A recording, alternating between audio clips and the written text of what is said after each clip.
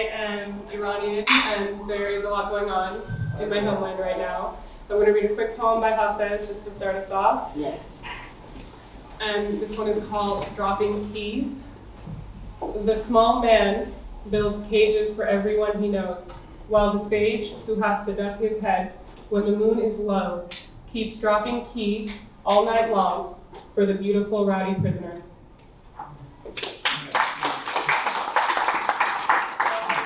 First off, we have Matt Blagg, who is going to read. I'm going to read about Jamie Nares. It's called The Tower of Words.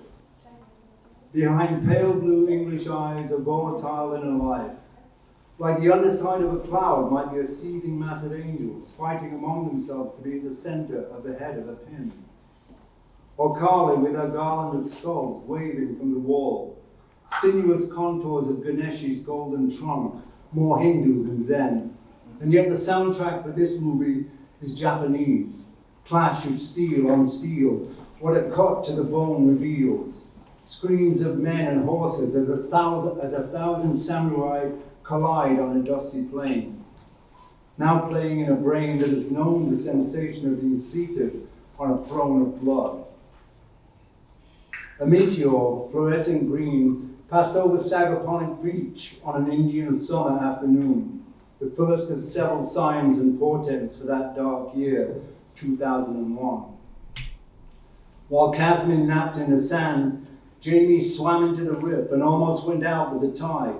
2 days later, a grenade exploded inside her head. Marvin Pontiac raved at the doctors in Southampton, forced them to send her to Stony Brook, where a surgeon saved her. 4 days after that, jetliners pierced the Twin Towers like javelins. Those years have passed. Jamie is in a time like now. These beautiful things she will show you. Paintings like rivers, the Amazon, black gold, the Rio Negro.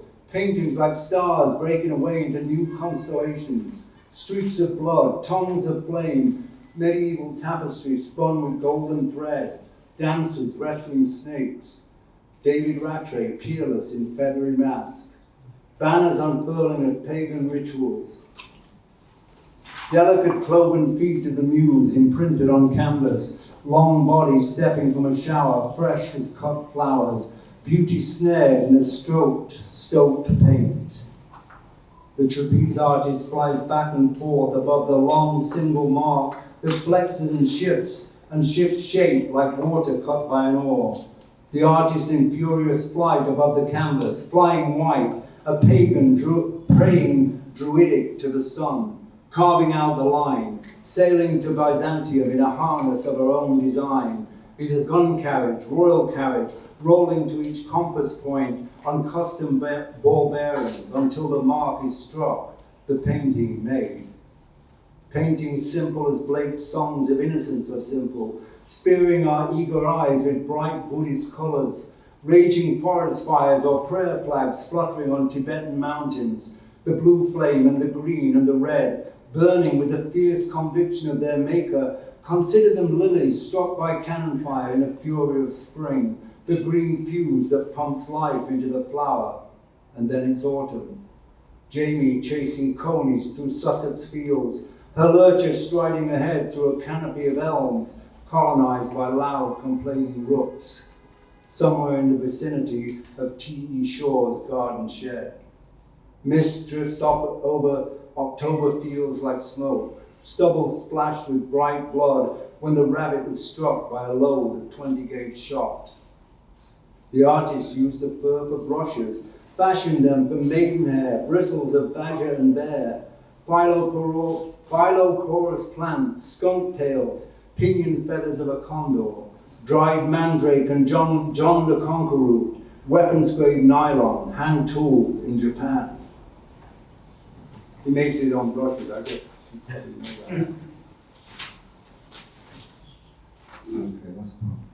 A wall of voodoo in the night studio where the paintings glisten like sweat on skin, luminous, smooth on the eye as a stone on the tongue. Glimpse like tribal tattoos revealed only in the heat of summer, shimmering sinuous under New York City streetlight. unraveling like a tourniquet, like sunlight signals on water persuade the skylark to descend and investigate.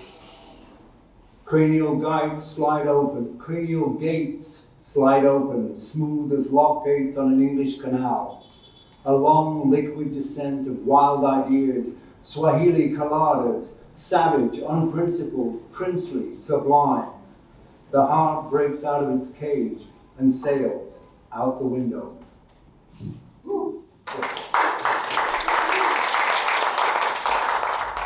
It's called I Was in Many Forms Before I Was Set Free. I was a hawk in Riverside Park, the flame in the lantern that held back the dark.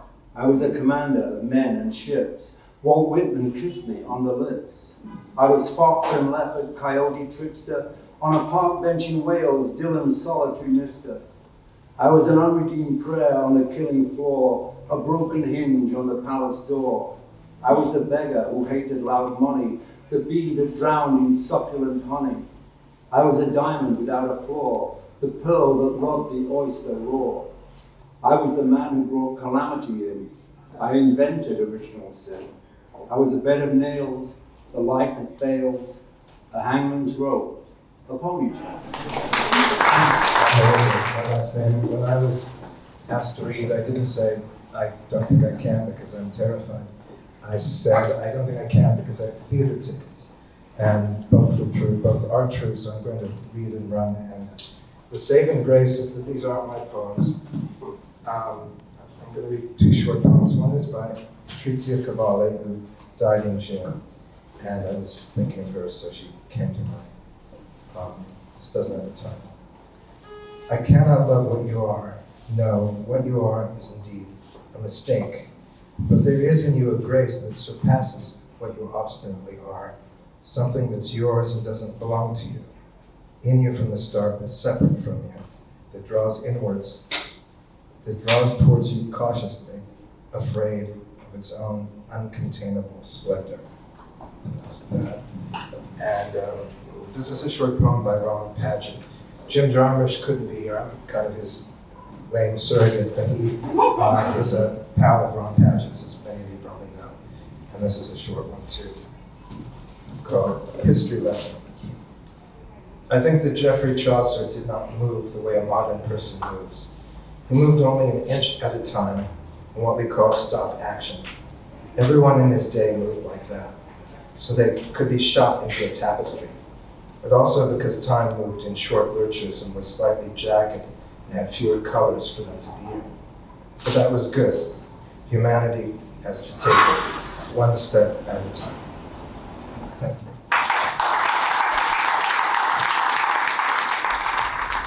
I'm going to read one older poem and then a few newer poems that are from a forthcoming book coming out next year. The trouble with happiness. The supposition that in lacking it, you were a moral failure. Happiness as ideology operated insofar as you were an able participant. You were happy or you became happy. But quickly you ran into the problem of unhappiness, which was everything that was not happy. Unhappiness seemed much more dangerous and ubiquitous than happiness. When you are unhappy, the last thing you want to be told is that you have failed at happiness, that your failure explains in some way your unhappiness. I can only say that its deployment encapsulates so many of our so-called broken systems, and you are not an outlier. At the time, we didn't have a ready answer, so we marked it phatic and knew we would never return to the matter. The seed took root, grew hysterical, and had to be institutionalized. I felt that all of our contemporary problems could be traced to an unhappy thought, and we needed only to banish it forever. But the right and left both indulged in wars of immorality, and besieged by one side or the other, you were unhappy to have been excluded. I wondered when it would become permissible to govern my unhappiness. So I'm Catherine, thank you so much. I'm really excited about being here. This is my first in-person reading in kind of over a year now, so kind of getting used to the stage physics of holding a microphone and reading poems at the same time. I used to have this job, not very relatable, and I wrote a book about it. The job was transcribing any kind of speech, directed and undirected, at the Amazon Echo. So I was part of a team of people who listened to things that people were saying knowingly and unknowingly to the Echo. This was maybe like 2014, 2015, right when as it was becoming a public release. It was a job, and probably the most notable thing about that job was just how much of it was regulating the amount of racist, homophobic, sexist speech that people felt empowered or even emboldened to say to the machine, given that there was no accountability for what they were saying. Only an underpaid person on the other end trying to get their hours in Cambridge, Massachusetts. So these are a few poems. Girl 1. As befits the time, I wrote very choppy, very short sentences. And to counteract my own impulses, I began writing very long, very meandering sentences, broken only by the page's edge. A kind of razor. I wrote many essays and even more poems that were rejected by literary magazines, and still I happily wrote. To say I was writing is another way of saying I was responsible for helping organize the oral archives of voice recognition technology. Her, you know her, women's language. The emotional fulcrum of this work emerged in the normalized patterns of violence people regularly wielded towards her. She was so fucking beautiful. How could we resist balking? The time-space continuum that lingers in the pitfalls of one's fallen or failed gender, like taffeta or gingham. On the edge of your tongue, against the nook of your lower esophagus, I listened to and transcribed racist, sexist, and homophobic snippets. Nuggets of conversation alternately directed and undirected at the machine. One's work is judged by transcription accuracy and efficiency. It was never about emotional aptitude. Transmission. The translation of phlegm costs my libidinal syntax, the purity of an unnatural tongue, a foreigner's ESL orality hitting the floor, hair pressed down, manic eyes, the psychiatric state of a feral girl who appears as a four-legged creature. Your spinal cord rerouted, its shape of ecstasy embroiled and coded. I became a poet so I could complain publicly of my conditions. Intent 2. I've been chasing her ever since. I was like many others, a mere 20 tender, a vessel in need of nurturing. Someone's yearning called my back. I was jealous of people with mentors, even though I didn't trust figures of authority. Were you my soft noose? Invoking an ecosystem is not unlike trancing during runner's high. The language of order is a myth. But I flatter my section with theories of baby linguistics, generous splashes of wine. Do you locate the roots of money in one's financial assets? How do you interview workers who must smile, especially when they don't want to? Louise doesn't care that she can't pass the Turing test. Louise drowns her pet projects at the office. Slot 3. I chose this. I'll repeat. I chose this. Waddling on all fours, throwing the weight of my labor into irrelevance. I did so not for my lover, but for myself, which Bart suggests, however anxiously. I started allowing my lover to lie on my chest every night. My lover was, not was, me. We shared secrets of natural language processing. We threw the crumbs out the window, and Los Feliz come as compost. You reclaim the debris. But it is cruel to seek her, as if I had any right, as if my own behavior was not a history of violence. I struggled in those initial months, but once your monthly stipend for commuting clicks in, you adapt. It doesn't frighten me what I did. We were the office sluts who performed at the highest levels of efficiency. As is commonly understood, a cyborg is great for office diversity. She is the Drano of institutional plumbing. She wears a provocative red lip on Fridays.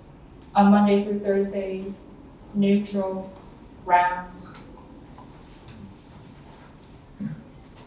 So much of this job was sort of losing track of myself over time. Like, so much of my autonomy became wrapped up in the subjectivity of this technology that was still like liminal, still forming, half human, socialized, half machine, half alien, half something else. And I lost a lot of my autonomy because so much of the speech that I heard that was being directed at the machine are also things that I heard directed at me, which is just something that I think writing poetry both helps and it doesn't help with, ultimately.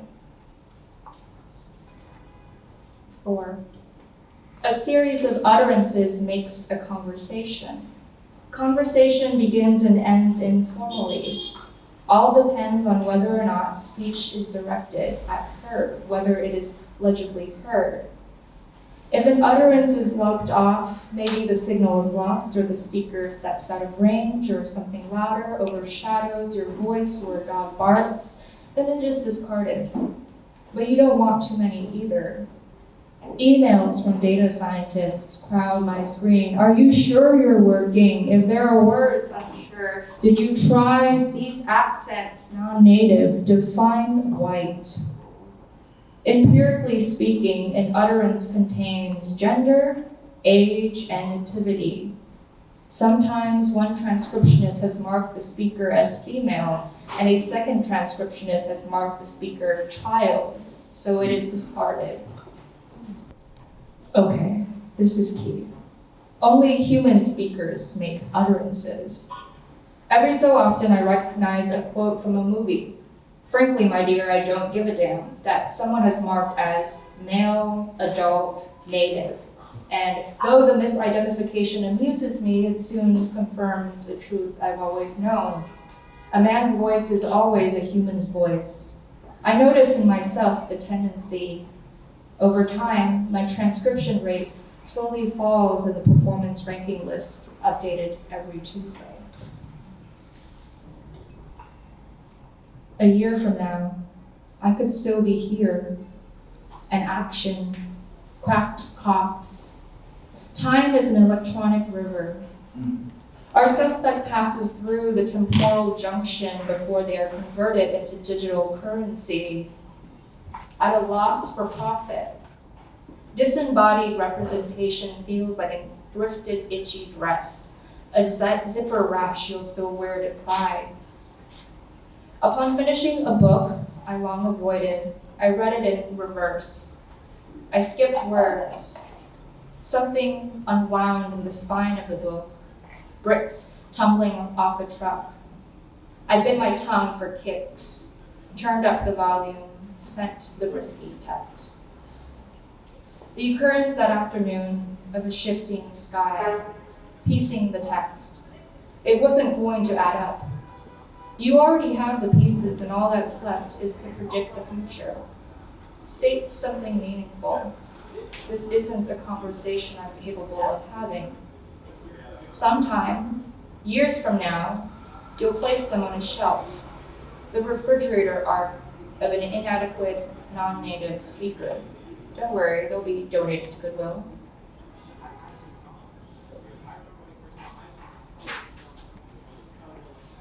What cannot be printed does not mean it cannot be spoken into triangles. So here I am. Sometimes the woman is you. Sometimes the woman disappears slowly over time. Sometimes the woman is the melodies of Diana Ross that you mistake for maternal reassurance. Sometimes the utterance breaks down or you will it down like a nub. Sentences trail. I listen to a clip on repeat to determine the worth of a sentence. Sometimes her worth is condensed to the size of, you dumb bitch, you slut. Manners matter. She lunges after approval. In the dream, crawling on all eights, she mutters your name, your light touch. Thank you. Thank you.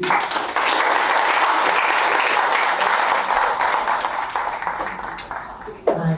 I wanted to give a big shout out to Nemo and Nora who put this together. Bohemia is still alive and well.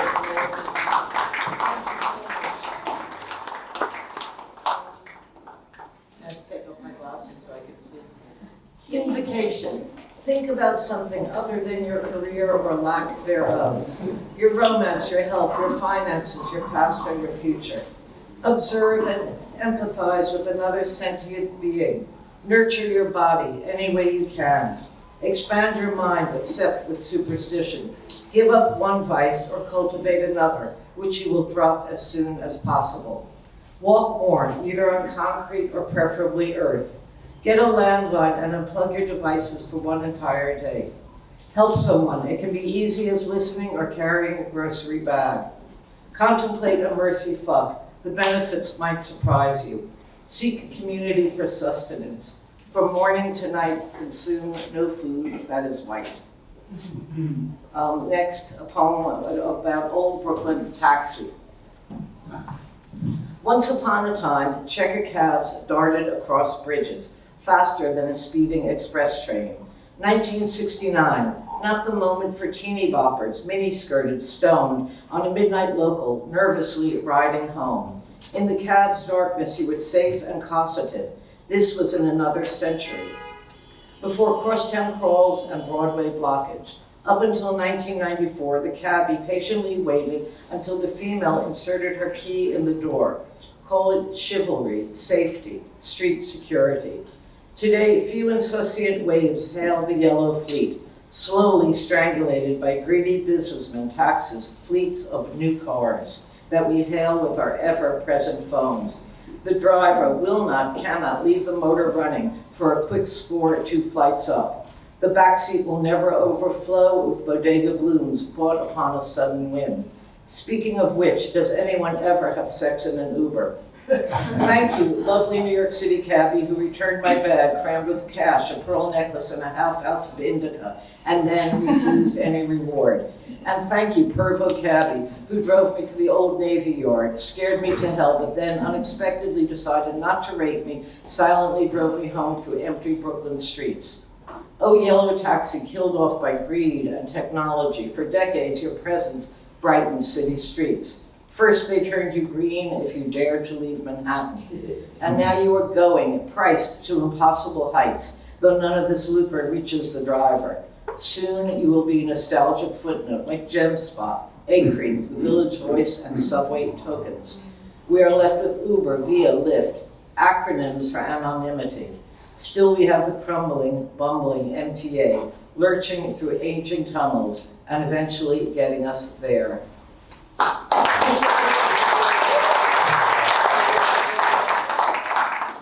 then 2 new ones.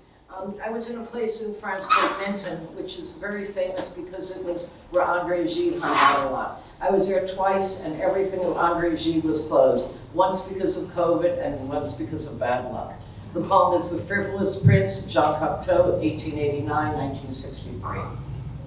Second time around, here in Riviera's Pearl, I seek traces of Jean Cocteau's mercurial magic. Closed entrance to his self-designed musée overlooks a tranquil sea. COVID shuttered, flooded materials, massive renovations, days following my departure, a scheduled grand reopening. Those ochre mosaics are but a cocktease. My far-flung fan frustrations would have amused the frivolous prince, an American tourist seeking any brilliant inspirational scrap. Drawings, poetry, film, words, conjured by his dexterous mind. My second sojourn to lemon-scented Menton, and all I long for is one line of Cocteau's breathless elegance, rocky beaches, fussy food, no place to park, and an inaccessible Gallic treasure trove.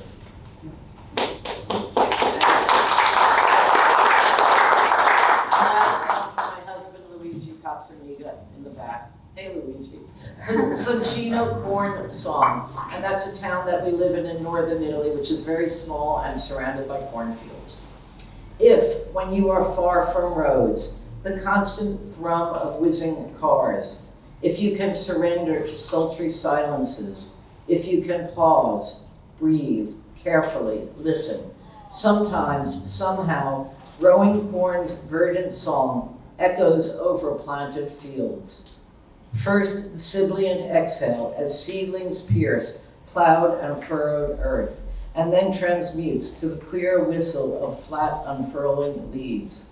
Then corn silks whoosh, gilded by August sun. Lastly, the echo of fattening kernels growing golden. A whisper and snap awaits harvest, encompassing both green whistle and summer sigh. Thank you. And next is my dear friend Valery Oisteanu. Thank you. So I'm going to entertain you with a poem that was commissioned during the pandemic by a small group of surrealists. And it's titled International Day of Tickling, February 29, 2020, and every day. Looking at the sun that bites with frozen teeth, I'm throwing out my old French dictionary, where tickle is translated as chatouiller. Doesn't sound too good. Yes, it is International Tickling Day. But no one knows about it. No one has arrived with a tickle delivery.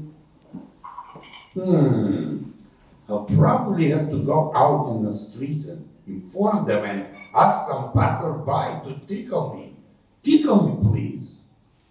Do not worry, I'm not an ordinary pervert. I'm a humble observer of International Tickling Day. Hey, don't you know about it? I even have blue surgical gloves with me to be sure that you aren't touching my skin. Have you ever tickled a surrealist poet? Have you? Okay, no one. I'm gonna call my neighbors and friends. Come on down and tickle me, just a little. Finally, decided to bribe a homeless man. But even he refused me straight away. I'm getting bored, paranoid, a bit angry. Is this like a new phobia that I did not know? What is the matter with these people? Indifference, indifference breeds more indifference. Soon, I will give up and go back to my lab to try something different. Maybe going to invent a potion for mass tickling. Authorized, guaranteed, self-induced, long live the International Day of Tickling.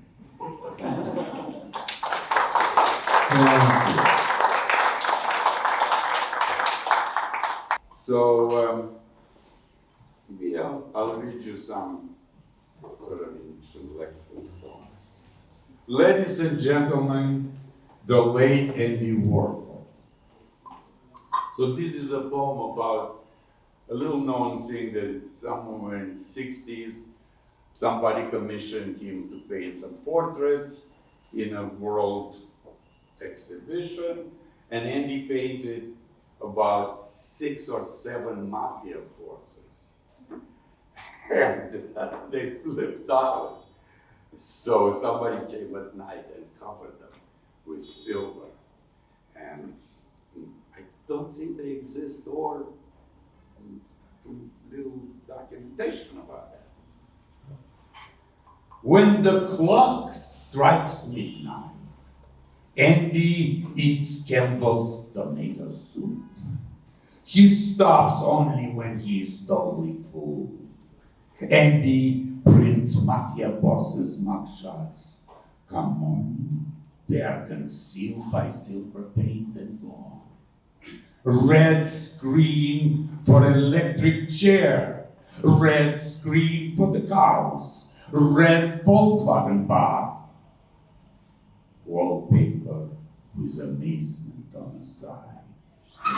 Red coats of blood from his own skin. Dracula prints Elvis in Coca-Cola. Red skulls for the vampire's ball. Complimentary Warhol cocktails. All red. Mao, hammer and sickle. Red. Here comes red vampirella. Omnipresent eyes and the songs of Drella. The broken high heels of a red shoe. A finger in every pie baked anew. Everybody must have a fantasy, and it must be red.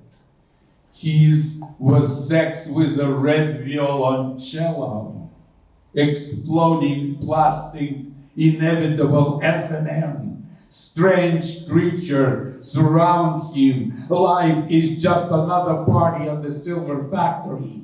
He never falls apart or together.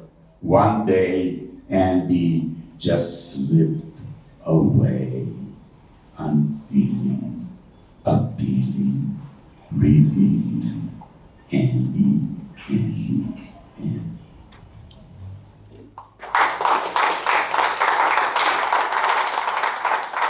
Thank you. Yeah, they're fun. Here's a story about a little-known artist, Hedda Stern. And she's a little known because she was married to a well-known illustrator and artist, Saul. I forget his second name. Saul Steinberg. He was doing covers for New Yorker and very, very intricate kind of posters. And he was so famous that his wife was sort of in the shadow. And then eventually she divorced him and put herself on the map. She's originally from Romania, and that's my place. And she was friends with the early surrealists and avant-gardists like Victor Brauner, Brancusi, etc., etc. Hedda, quiet sister of the Bucharest avant-garde, fleeing Romania anti-Semitism, escaping through forbidden roads and borders, unworn, torn Nazi Europe, shouting in German, cold winds and giant waves of Atlantic, don't bother her, while she is with a little prince. And the little prince is born protected by strong shoulders of Antoine de Saint-Exupéry, loving and sketching poets and artists, so many strong women friends, Peggy, Betty, Anne, Fritz with the savior and the sheltering husband, Saul, the sarcastic tormentor, and the quiet wife of a depressed genius. She struggled to keep him alive and creative, a sole female beauty among irascible men, featured in Life magazine, riding a packer to Vermont to paint the phantasmagoric farm machines, driving a Cadillac to the springs in Hamptons The car had a ghost that resembled Igor Stravinsky over the bridges and highway of surreal America, the art history of the 20th century stuck in your studio, in every ism, in every flux, in flux. Art and life reflected the geometrical paintings of Alaskan landscape, circular, intersecting roads, all recorded with eye camera. The Sphinx never smiles. Her end arrived slowly at the century mark, in a blind darkness, in a concrete jungle, at the intersection of 71st Street and 3rd Avenue. The soul flies via exit 13 toward the FDR, toward the East River. Thank you very much. I am now the voice of this river.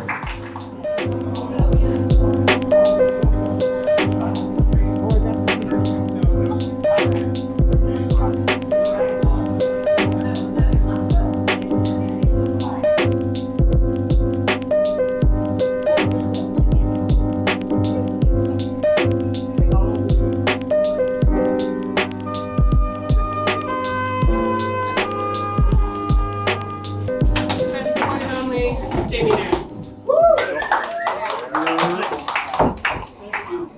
Thank you for coming and thank you for your patience. This is a film I made in 2011. I wrote the proposal for it in 2009. It was shot over a period of 1 week in New York City. I wanted to get a soundtrack for it, and there, as you'll see, the film is populated with thousands of people. So I wanted the soundtrack to be one person. And so I asked Thurston Moore from Sonic Youth if he would do a soundtrack, solo, on his 12-string guitar, which he did. He did the most beautiful soundtrack. But I hope you enjoy the film.